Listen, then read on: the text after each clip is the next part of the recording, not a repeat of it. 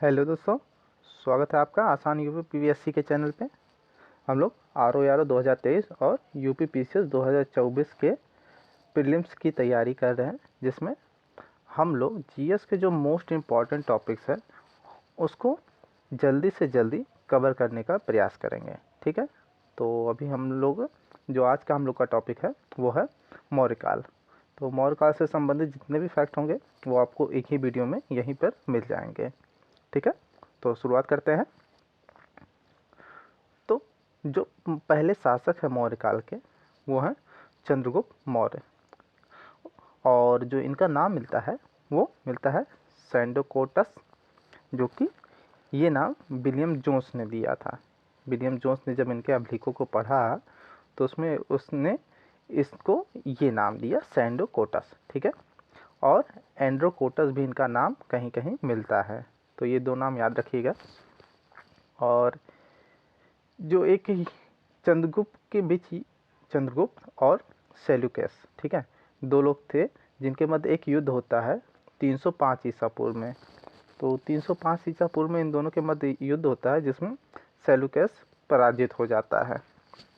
और मेगास्थनीज जो था वो मेगास्थनीज इसी के समय आया था चंद्रगुप्त मौर्य के उसमें काल में, और इसने एक बुक लिखी थी इंडिका।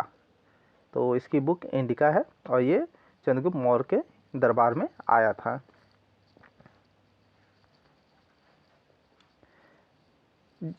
मेगास्थनीज के बारे में देखा जाए तो एक बात और ये है कि इस जो था ये सेल्यूकस का ही राजदूत था।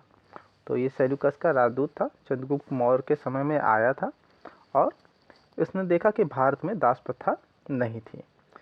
भारत में दास प्रथा नहीं थी और पाटलिपुत्र को इसने पाली ब्रोथा नाम दिया।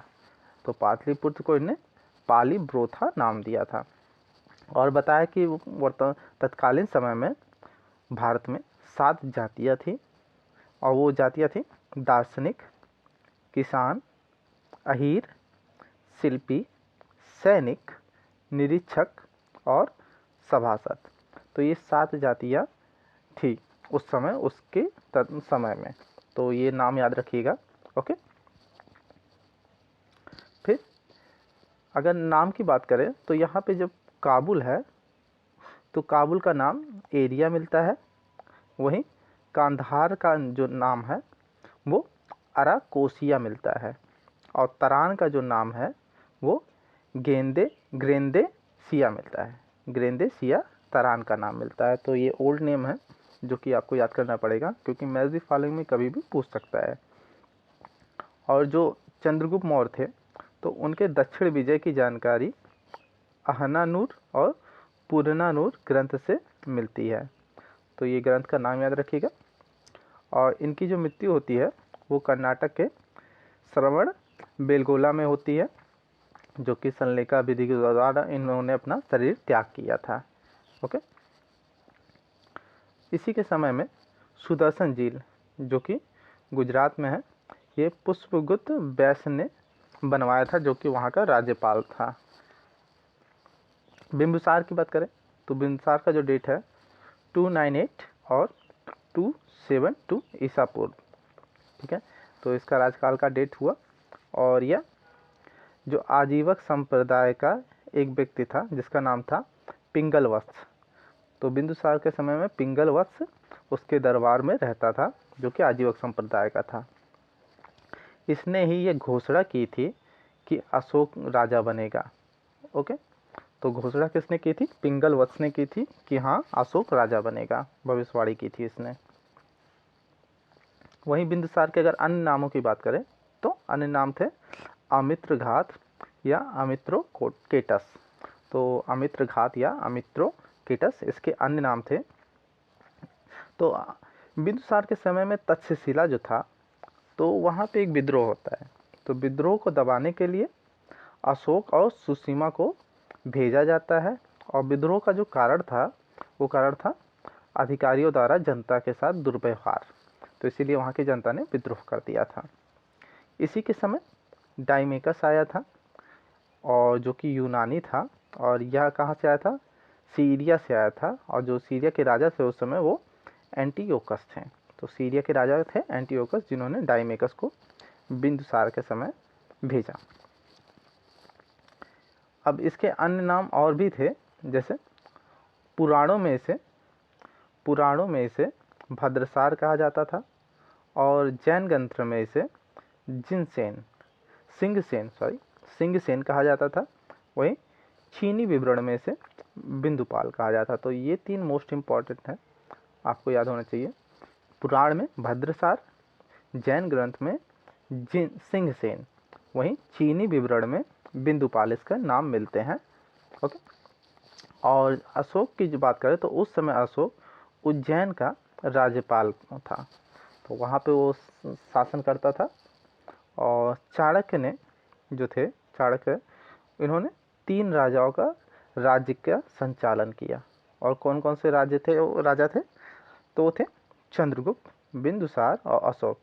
इन तीनों के कार्यकाल को इसने देखा और संचालित भी किया चाणक्य ने, जिसका नाम विश्वगुप्त भी मिलता है। अशोक, तो अब अशोक का जो डेट है इसको आप याद रखिएगा, डेट अशोक की याद रखिएगा कि 269 से 232 ईसा पूर्व इनकी डेट है। तो इनकी माता जो थी वो सुभद्रांगी थी, और सिंघली अनुश्रुति के अनुसार इसने अपने 99 भाइयों की हत्या कर सिंहासन को प्राप्त किया, ऐसा उसमें विवरण दिया गया है। वहीं पत्नी की बात करें इनके, तो आसंधिमित्रा इनकी पत्नी का नाम मिलता है। साथ ही कहीं कहीं करुआकी भी इनकी पत्नी का नाम मिलता है। ओके। पुराणों में अशोक को अशोकवर्धन कहा जाता है। पुराणों में इनका नाम अशोकवर्धन नाम से फेमस है। और श्रीनगर को जो है अशोक ने ही बसाया है। श्रीनगर को अशोक ने ही बसाया है। वहीं गिरनार अभिलेख में इसका नाम अशोक मौर्य मिलता है। तो गिरनार अभिलेख में इसका नाम अशोक मौर्य मिलता है, और भब्रू अभिलेख में प्रियदर्शी इनका नाम मिलता है। साथ ही जो ये मोस्ट इम्पॉर्टेंट है, यहाँ से क्वेश्चन बनते हैं आपके, जो गुर्जरा, मास्की, नेतूर, उदयगोलन, ये जो चारों अभिलेख हैं, यहाँ पे अशोक का नाम अशोक ही मिलता है। ठीक है। वहीं 13वें शिलालेख की बात करें, कुल शिलालेख कितने थे? 14, और जिसमें से जो 13वां था उसमें कलिंग युद्ध की बात होती है, जो कि कब होता है? 261 ईसा पूर्व होता है। और कलिंग की जो राजधानी थी वो तोसली थी उस समय। ओके। श्रीनगर तो इसने बसाए ही, साथ में इसने क्या किया? ललितपत्तनम में, जो कि नेपाल में है, इसको भी अशोक ने ही बसाया था। तो श्रीनगर के साथ इसने ललितपत्तनम भी एक स्थान को बसाया। ठीक है। कलिंग युद्ध के बाद इतना भीषण नरसंहार हुआ कि अशोक ने भेरी घोष की जगह अब धम्म घोष को अपना लिया। तो अब धम्म घोष को अपना लिया अशोक ने। रुम्मिनदेही अभिलेख से अशोक के जो कर नीति है उसकी जानकारी मिलती है, और यहाँ से यही जानकारी मिलती है कि अशोक बौद्ध धर्म अपनाने से पहले एक शिव पूजक था, मतलब वो शिव जी की पूजा करता था। अशोक के समय में जो उसके राज्य थे और उसकी राजधानियाँ, उसके नाम याद कर लेते हैं। तो जो उस समय उसके राज्य में थे, जैसे उत्तरापथ, तो इसकी राजधानी थी तक्षशिला। अवंती की राजधानी उज्जैनी। ठीक है। दक्षिणापथ स्वर्णगिरी की राजधानी। ठीक है। प्राची पाटलिपुत्र की। ओके। तो ये हुए। और यहाँ पे है सहबाजगढ़ी, ये है सहबाजगढ़ी और मानसेरा, ये 2 स्थान हैं जहाँ से जो भी अशोक की लिपि स्तंभ लेख मिले हैं वो खरोष्ठी लिपि में मिले हैं। तो ये खरोष्ठी लिपि में मिले हुए हैं उनके लेख। वहीं अगर अशोक ने जो उपगुप्त नामक ब्राह्मण था उससे बौद्ध धर्म की शिक्षा ग्रहण की, तो उपगुप्त ने अशोक को बौद्ध धर्म की दीक्षा दी। अशोक ने आजीविकों के लिए उन्होंने बराबर की पहाड़ी या कहीं कहीं बरार की पहाड़ी का निर्माण करवाया, जिसमें 4 गुफाएं थीं और चारों के अलग अलग नाम थे। जैसे पहले का नाम कर्ण, दूसरे का नाम सुदामा, और तीसरा चौपार, और चौथा जो था विष्णु झोपड़ी। ये 4 नाम उनके मिलते हैं अलग अलग गुफाओं के। वहीं लुम्बिनी को धार्मिक कर से मुक्त कर दिया था अशोक ने। अब वहाँ पे जो कुछ अध्यक्ष सदस्य थे तो उनके कार्य क्या थे मौर्य काल में, तो देखते हैं। तो जैसे लक्षणाध्यक्ष, तो लक्षणा अध्यक्ष जो था वो मुद्रा और टकसाल का अध्यक्ष था। ओके। वहीं पौतवा अध्यक्ष जो होता था वो मापतौल संबंधी कार्यों का अध्यक्ष होता था। वहीं सीता अध्यक्ष जो होता था वो कृषि संबंधी कार्यों का अध्यक्ष होता था। ठीक है। और जो टोपरा और मेरठ का स्तंभ था जिसे अशोक ने ही बनवाया था, उसे फिरोज शाह दिल्ली ले गया। वहीं कौशाम्बी का जो स्तंभ था उसे अकबर इलाहाबाद ले जाता है, यानी प्रयागराज में ले जाता है। और इसी कौशाम्बी स्तंभ पर समुद्रगुप्त और जहांगीर के भी अभिलेख मिलते हैं, मतलब कि हाँ उनकी भी कुछ कीर्तियाँ उसी पे लिखी गई हैं। वहीं 14वें शिलालेख का निर्माण जो है तो हुआ था, ठीक है, हाँ, तो ये अशोक ने 14 शिलालेखों का निर्माण किया था। और प्रत्येक शिलालेख में कोई ना कोई ऐसी बात कही है जो कि एग्जाम टाइम में पूछा ही जाता है। जैसे जो पहला शिलालेख है उसमें पशु बलि संबंधी बात की गई है कि हाँ पशु बलि की निंदा की गई है और मनाही करी गई है। तो बस आप टर्म्स याद रखिए कि किस शिलालेख में कौन से टर्म्स हैं। तो जो फर्स्ट वाला है उसमें पशु बलि की बात होती है। जो दूसरा शिलालेख है उसमें पशु चिकित्सा की बात होती है।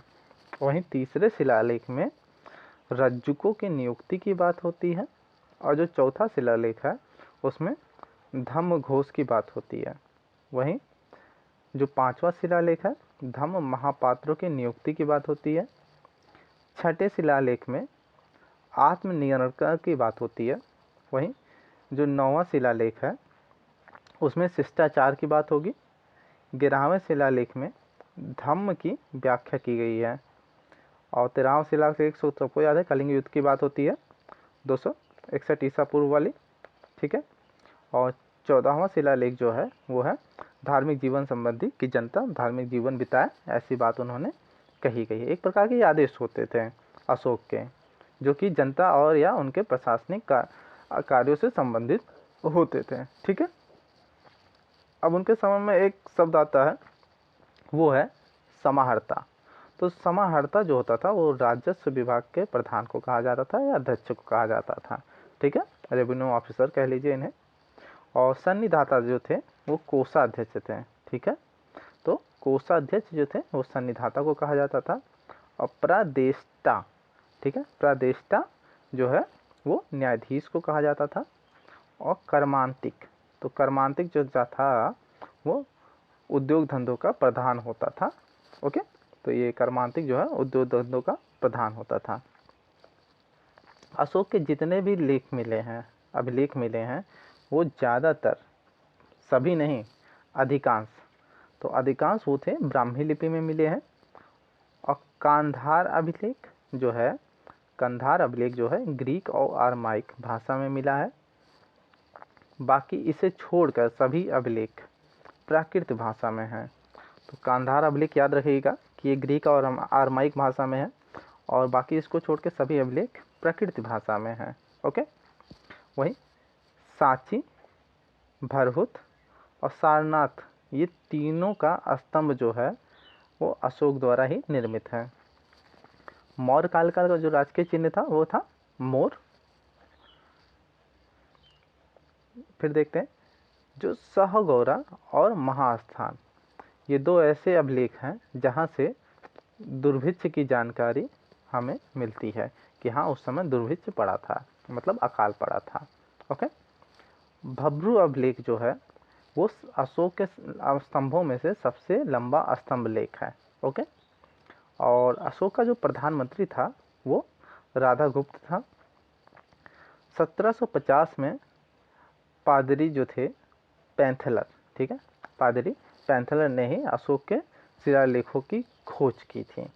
वहीं 1737 में जेम्स प्रिंसेस ने उनके अभिलेखों को पढ़ने में सफलता हासिल की। और कौटिल्य की बात करें तो कौटिल्य ने ही सप्तांग सिद्धांत दिया, मतलब राज्य के 7 अंगों की बात की जो कि राज्य के संचालन में महत्वपूर्ण होते हैं। जैसे प्रथम स्थान उन्होंने राजा को दिया कि हाँ राजा होगा एक राज्य का, और जो लास्ट स्थान था उन्होंने मित्र को दिया। ठीक है, बाकी अमात्य, जनपद, दुर्ग, कोष, सेना, इसको क्रम वाइज याद कर लीजिए। ओके। और उस समय जो प्रशासन की सबसे छोटी इकाई होती थी उसे गोप कहा जाता था। और जो वार्ता शब्द था उसके अंदर कृषि, पशुपालन और वाणिज्य तीनों को मिलाकर वार्ता कहा जाता था। ओके। उस समय एक हिरण कर होता था जो कि नगद में लिया जाता था जनता से। और सीता जो था वो राजकीय भूमि से प्राप्त आय को कहते थे। तो सीता क्या था, राजकीय भूमि से प्राप्त आय को सीता कहते थे।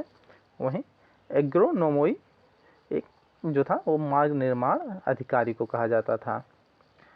और ब्याज को रूपिका या परीक्षण भी कहा जाता था। तो ब्याज को रूपिका या परीक्षण भी कहा जाता था।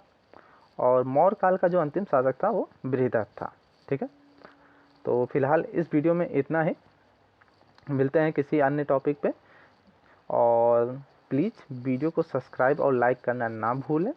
ठीक है, तब तक के लिए थैंक यू, जय हिंद।